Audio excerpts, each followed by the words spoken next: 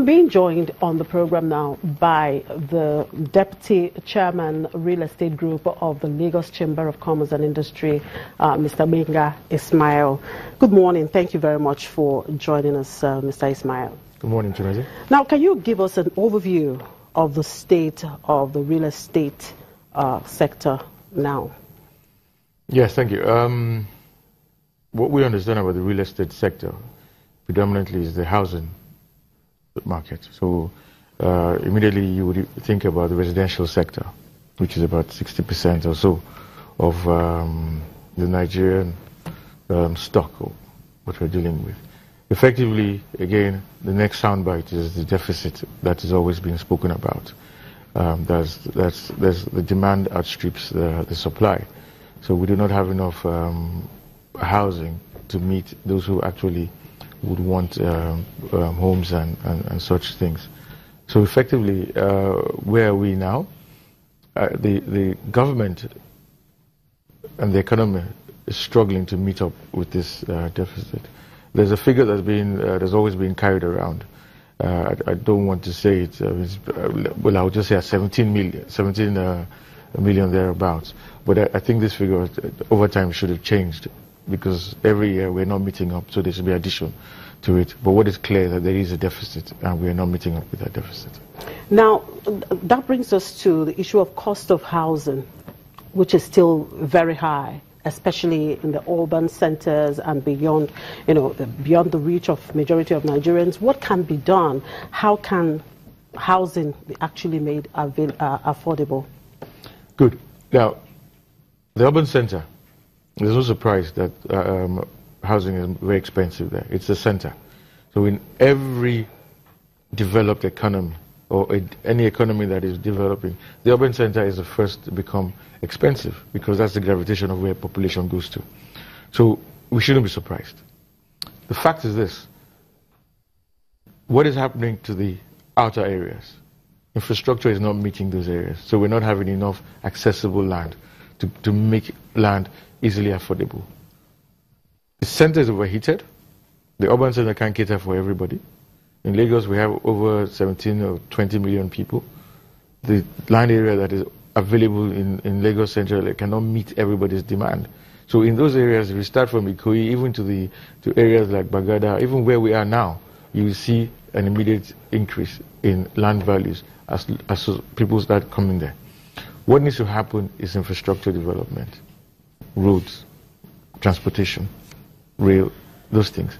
When that happens, land prices and accessibility would start to ease effectively. But what we seem to see or notice seem to be the reverse from what you're talking about. For instance, you come to an area that is not well developed.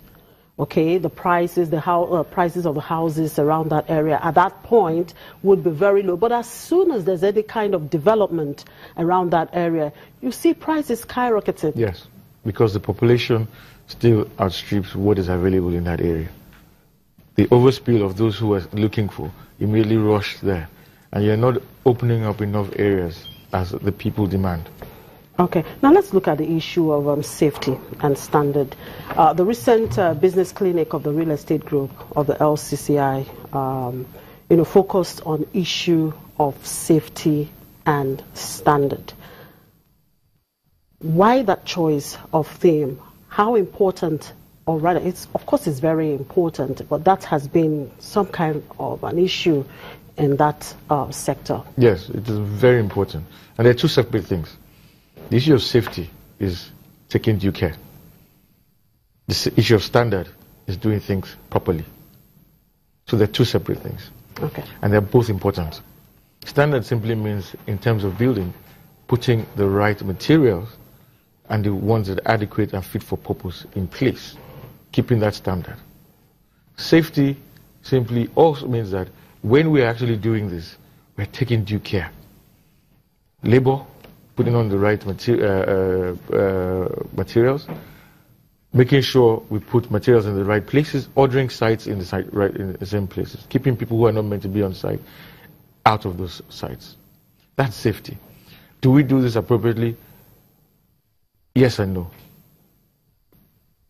Those who are professional do it right. But of course, we have a huge informal sector in this area. So we have a good number of developers who are not doing the right thing, especially when it comes to safety. If you go to some development sites, you'll be surprised what you will see. On the standards end of view, if you go to this development sites and check some of the things that have been done, you'll be surprised. You have seen a lot of collapse in the industry. That's what is happening. Nobody's checking.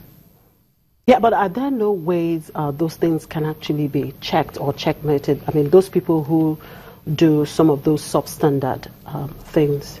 Well, the first place, I mean, the starting point is the building approval process. The government asks you to bring your buildings for approval. So they check the first thing.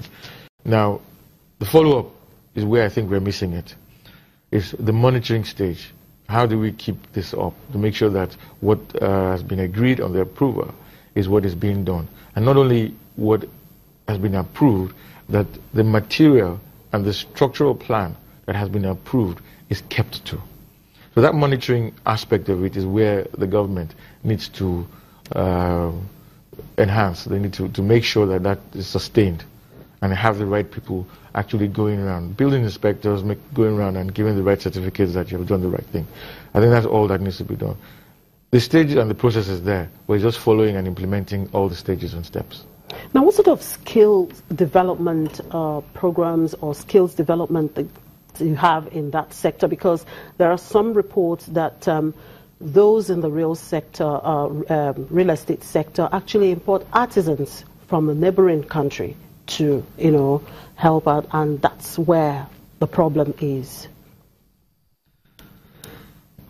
Well, I don't know if that is a real problem for the issues, but yes, you're correct. We have a few neighboring artisans coming into Nigeria to provide. It's because they know what they're doing. Now, it's not that our Nigerians don't know